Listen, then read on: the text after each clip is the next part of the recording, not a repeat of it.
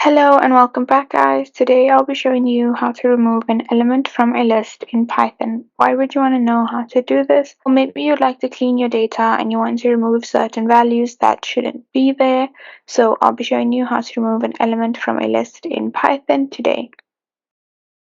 Check out the video description as I will try and leave written instructions there.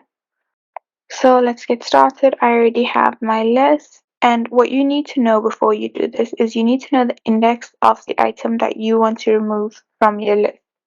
So with large lists, it's obviously very difficult to actually determine that. So what you can do is if your item is the only item in that list, you can basically use the index function in Python to find what the index of that element is. So if you say x.index of 2, and if you just print that,